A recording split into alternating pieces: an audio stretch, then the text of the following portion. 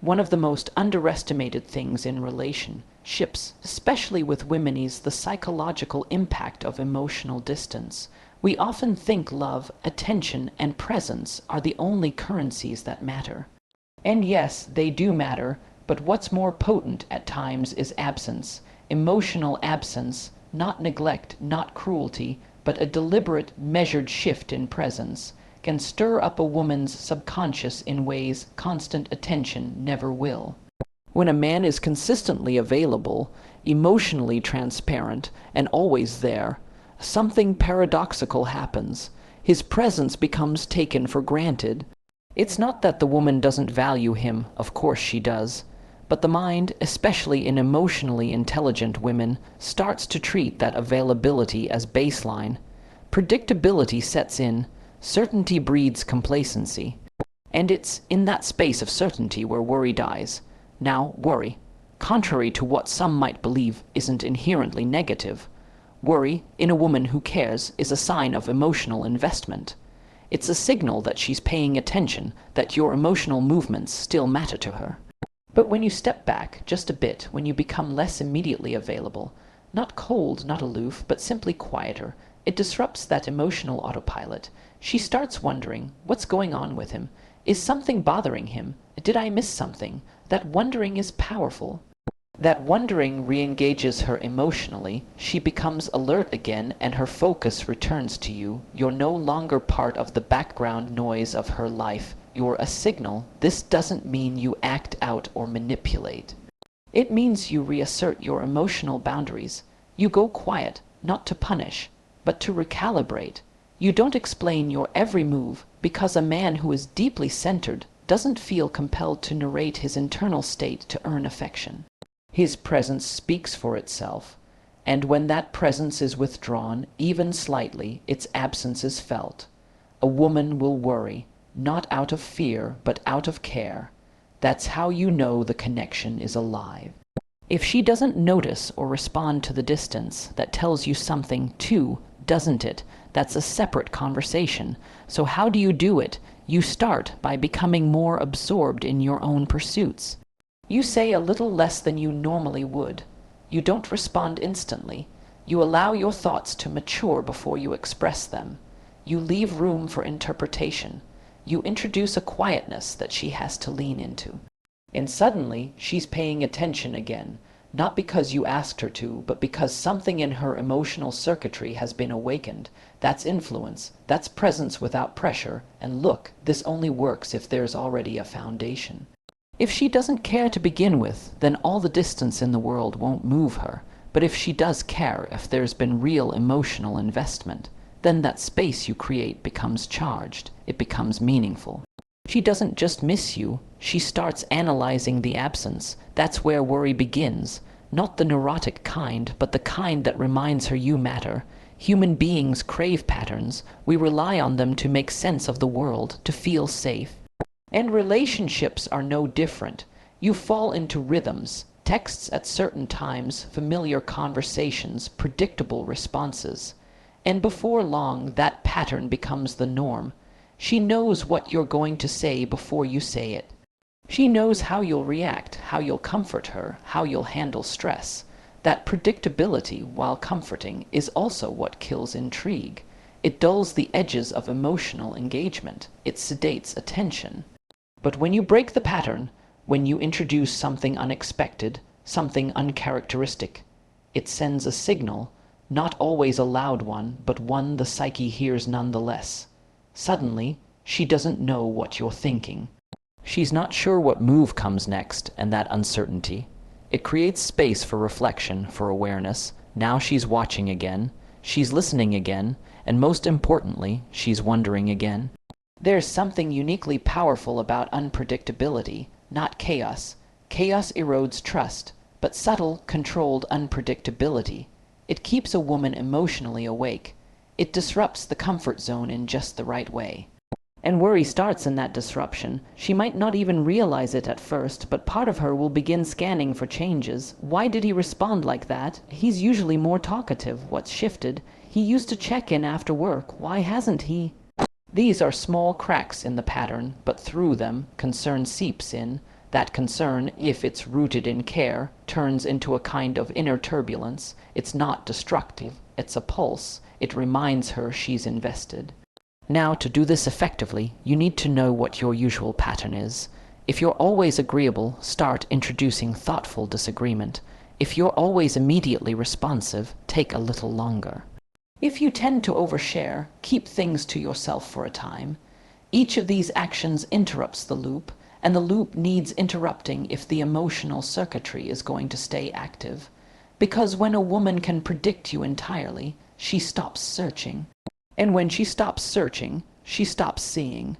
Her attention slips because she no longer has to work for clarity, but mystery. Controlled, grounded mystery demands attention, and attention is the soil where worry grows.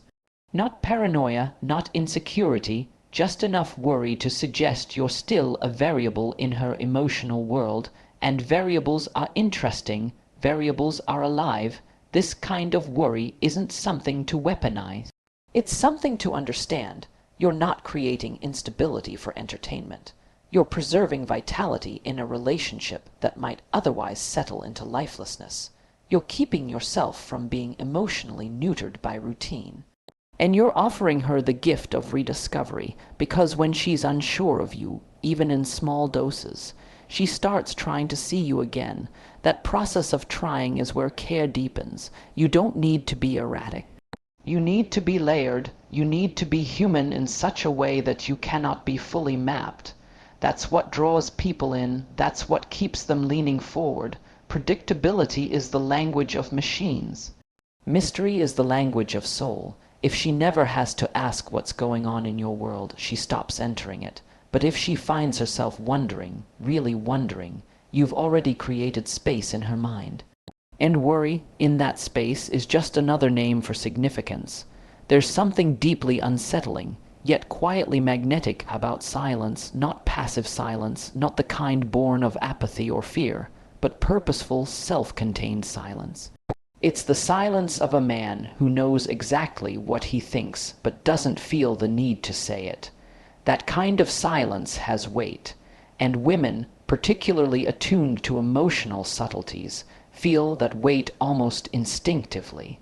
It disrupts their emotional radar, and in that disruption, worry begins to form. We're conditioned to think that communication is always about more words, more openness, more sharing, more clarity, and sure, in many cases, that's true. But sometimes it's what you don't say that creates the most profound impact. When you become quiet in a way that deviates from your usual pattern, that deviation is felt. It doesn't need to be loud. It doesn't even need to be explained. The shift itself becomes the message. Now, a man who always speaks, who's always available to explain his every mood and intention, becomes emotionally legible. And legibility, while it creates temporary comfort, gradually erodes intrigue. It eliminates the space in which a woman can wonder, imagine, question. You become a known quantity, safe, predictable, but when you speak less, when you withhold just enough, not to hide, but to create depth, you reintroduce mystery. Not in a manipulative way, but in a way that reminds her you are still a private world, not a solved puzzle. This is where silence begins to speak louder than presence. You don't rush to fill every moment with updates. You don't always answer the phone on the first ring. You don't offer immediate validation when something seems off. You create gaps, and in those gaps, her mind begins to wander. She starts to fill in the blanks. And if she cares about you, if there's real emotional attachment, those blanks don't get filled with indifference. They get filled with concern. She'll begin to wonder why you're quieter, what's on your mind. If she said something that bothered you, if something's changed in how you see her, and that's exactly the moment where her emotional engagement intensifies, you've stepped back just far enough to allow her to step forward. And that step, her reaching into your silence, is a test of connection. It reveals whether she's truly attuned to you, or if she's simply been coasting on emotional convenience. The key here is to remain composed. This isn't about giving the cold shoulder. It's not passive-aggressive behavior. It's stillness. It's restraint. It's letting your energy speak for you. A look, a pause, an unspoken decision not to explain something trivial. These are all small cues that say, I have my world. You're invited into it, but not entitled to every inch of it. That subtle assertion of emotional independence. It stirs something, not because it's confrontational, but because it challenges the emotional dynamic. It reminds her that she's not entitled to full access without effort. And here's the thing. When a woman starts to worry about your silence, it's rarely because of what you said. It's because of what you didn't say. The mind is designed to notice absence more than presence. When someone is suddenly quiet, we project into that silence. We give it meaning. That's what makes it powerful. You don't have to say anything dramatic. Just stop narrating every move, speak less, but with more precision. Let your quiet moments stretch just long enough to create curiosity. That curiosity becomes concern, and that concern is the doorway through which deeper emotional involvement often walks. There's a particular kind of tension that arises when a man begins to move forward on his own terms without asking for permission, not with arrogance, not with hostility, but with a quiet, deliberate sense of purpose. And when a woman who's used to being the emotional center of your world sees that shift, it can make her uneasy in a way she can't always explain. That unease, if it comes from a place of love, turns into worry. Not because you're acting out, but because you're no longer orbiting around her approval. Men often underestimate the effect that demonstrated independence has on a woman's emotional landscape. In the early stages of connection, it's common to pour yourself in to be available, responsive, to show her she matters, and that's fine. It builds trust. But if you stay in that mode too long, you risk dissolving your own center. You become so oriented toward her needs, her reactions, her world, that you begin to shrink in your own. That's when things start to falter, not because you're not enough, but because she stops feeling the gravitational pull of your individuality. The shift happens when you begin to reclaim your space. You spend more time on your work, not because you're trying to make a point, but because it matters to you. You engage with your own thoughts, your own projects, your own world, with a sense of seriousness. And you don't apologize for it. You don't explain why you're not as available. You simply start living more deliberately. That shift is noticed, especially if she's been used to you placing her at the center of every choice. And here's the strange thing. It's not the absence of affection that makes her worry. It's the presence of self. When you stop needing her validation to define your actions, she starts questioning her place. She begins to feel the gravity of your independence, and that feeling pulls at something deeper, because it signals to her that she's not the only source of meaning in your life. That's a healthy thing. But emotionally, it can be destabilizing for her and to some extent for you. This isn't about ignoring her. It's about not folding yourself into a shape that only exists to fit into her expectations. It's about refusing to be emotionally domesticated, because once you've been domesticated, once your independence disappears, so does a certain kind of respect, and with that respect often goes desire. A woman can't worry about a man who needs her more than he needs his own direction. But when she sees that you're moving forward with or without her immediate emotional support, she takes notice. That's when the questions begin. That's when she wonders what's occupying your mind, what's pulling your energy, and that wondering is a kind of emotional re-engagement. A lot of men think that being emotionally present means being endlessly available. But real emotional presence starts with a firm core. You're not just physically there, you're rooted. You have your own internal momentum, you're in motion, and you're not waiting to be told where to go. When a woman feels that you are becoming something with or without her, it activates something. It reminds her that you are not hers to keep, not entirely, that she can't contain you, that if she wants to be part of your story, she has to earn her place in it, not assume it.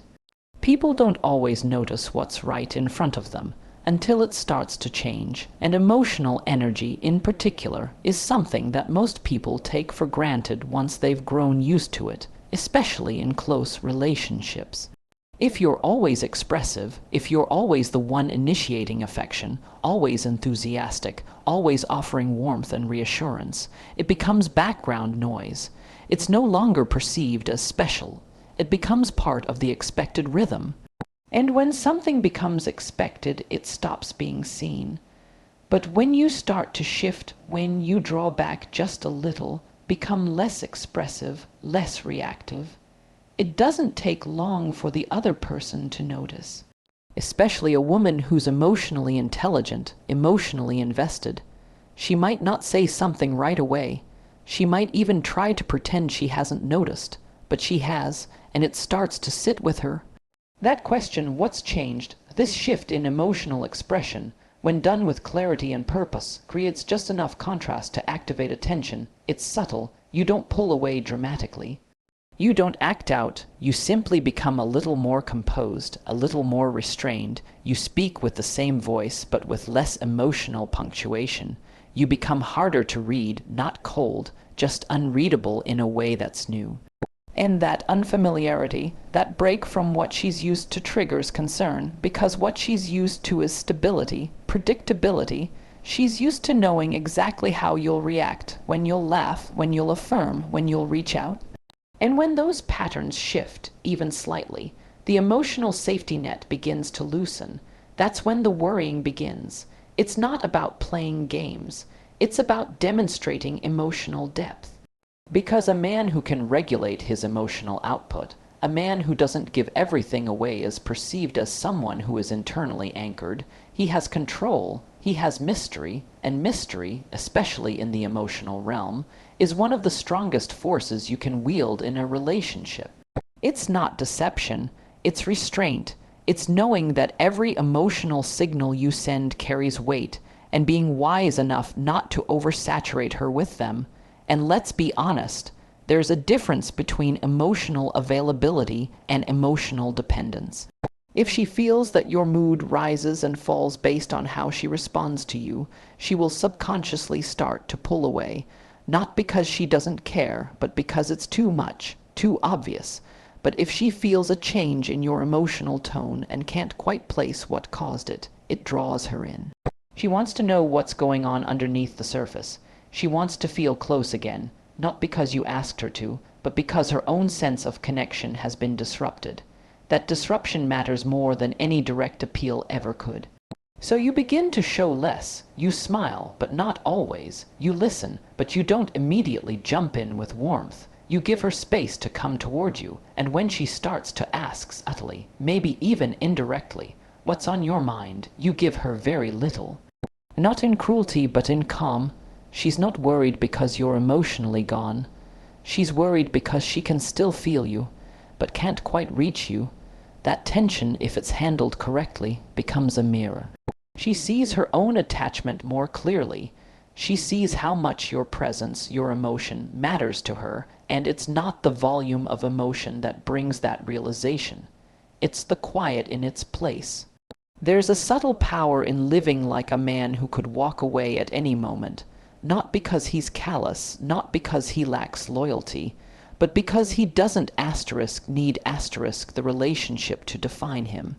And that possibility, the reality that you could leave if things were no longer aligned with your integrity, can create a kind of inner disturbance in a woman who once felt total certainty about your devotion.